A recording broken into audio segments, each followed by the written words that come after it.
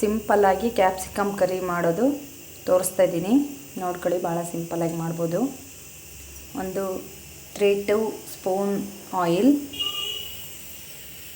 1 spoon ಸಾಸಿವೆ ಜೀರಿಗೆ, ಸ್ವಲ್ಪ ಕರಿಬೇವು, 1 ಸ್ಪೂನ್ ಕಡಲೆಬೇಳೆ, ನೋಡಿ ಈರುಳ್ಳಿ, ಟೊಮೊಟೊ, ಕ್ಯಾಪ್ಸಿಕಮ್ 3-4 ತೊಗೊಂಡಿದ್ದೀನಿ, ಸಣ್ಣದಾಗಿ ಕಟ್ ಮಾಡ್ಕೊಂಡಿದ್ದೀನಿ, ಕೊತ್ತಂಬರಿ, ಕಾಯಿ ತುರಿ. ಈಗ ಯಾವ ಥರ ಮಾಡೋದಂತ ತೋರಿಸ್ತಾ ಇದ್ದೀನಿ. ಆಲ್ರೆಡಿ ಕಡಲೆಬೇಳೆ, ಕರಿಬೇವು, ಸಾಸಿವೆ ಜೀರಿಗೆ ಹಾಕಿದ್ದೀನಿ. ಈಗ ಈರುಳ್ಳಿ ಹಾಕ್ತಾಯಿದ್ದೀನಿ.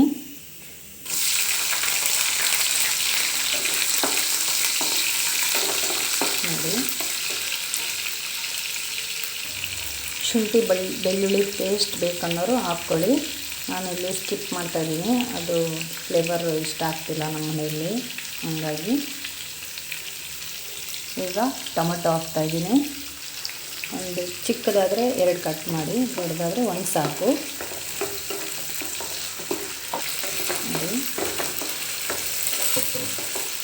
ಈಗ ಕ್ಯಾಪ್ಸಿಕಮ್ ಹಾಕ್ತಾಯಿದ್ದೀನಿ.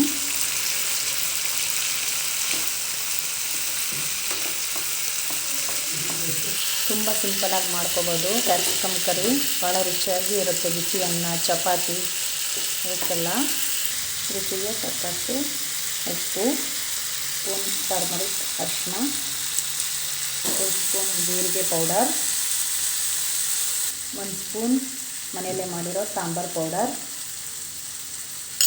ಎಷ್ಟು ಬೇಕೋ ಅಷ್ಟು ಕರಿಗೆ ನೀರು ಸೇರಿಸ್ಬೇಕು, ಸ್ವಲ್ಪ ಇಷ್ಟಾದರೆ ಸಾಕು.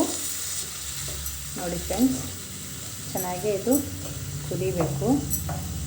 ಈಗ ನಾನು ಇನ್ನೊಂದು ಚಟ್ನಿ ಪುಡಿ ಹಾಕ್ತೀನಿ. ಈಗ ಶೇಂಗಾ ಪೌಡರ್ ಅಂತಾರಲ್ಲ ಅದು ನೋಡಿ. ಇದರಲ್ಲಿ ನಾನು ಬೆಳ್ಳುಳ್ಳಿ ಮತ್ತು ಹುರಿದಿರೋ ಕಡಲೆ ಬೀಜ, ಸ್ವಲ್ಪ ಹುರಿಗಡಲೆ ಹಾಕಿಬಿಟ್ಟು ಮಿಕ್ಸಿಗೆ ಹಾಕ್ಕೊಂಡಿದ್ದೀನಿ. ಅದನ್ನು ಸೇರಿಸ್ತಾಯಿದ್ದೀನಿ, 1-2 ಸ್ಪೂನ್.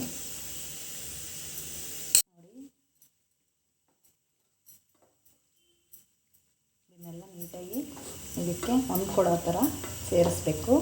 ಈಗ ಇದಕ್ಕೆ ಕಾಯಿ ತುರಿ, ಹಸಿ ಕಾಯಿ ತುರಿ ಹಾಕ್ತೀನಿ, ಮತ್ತು ಹಾಗೆ ಕೊತ್ತಂಬರಿ ಸೊಪ್ಪು. ಇದನ್ನು ಈಗ ಹಂಗೆ ಇದು ನೀಟಾಗಿ ತಿರುಗಿಬಿಟ್ಟು ಕ್ಲೋಸ್ ಮಾಡೋಣ. ಸಣ್ಣದಾಗಿ ಗ್ಯಾಸಲ್ಲಿ ಕುದಿಬೇಕು. ನೀಟ್ ಕ್ಲೋಸ್ ಮಾಡ್ತೀನಿ. ಈಗ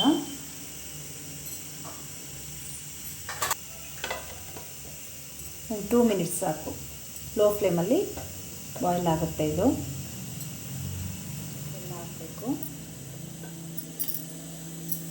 ಇನ್ನೊಂದು ಸ್ವಲ್ಪ ಹೊತ್ತು ಬೆಲ್ಲ ಹಾಕಿದ್ದೀನಿ. ನೋಡಿ, ಒಂದು 1 ಮಿನಿಟ್ 2 ಮಿನಿಟ್ಸಲ್ಲಿ ಆಗುತ್ತೆ. ಕ್ಯಾಪ್ಸಿಕಮ್ ಕರಿ ಚಪಾತಿ, ಪೂರಿ, ರೈಸ್ಗೆ ತುಂಬ ಚೆನ್ನಾಗಿರುತ್ತೆ. ಈ ಥರ ಮಾಡ್ಕೊಳ್ಳಿ. ಓಕೆ, ಬಾಯ್.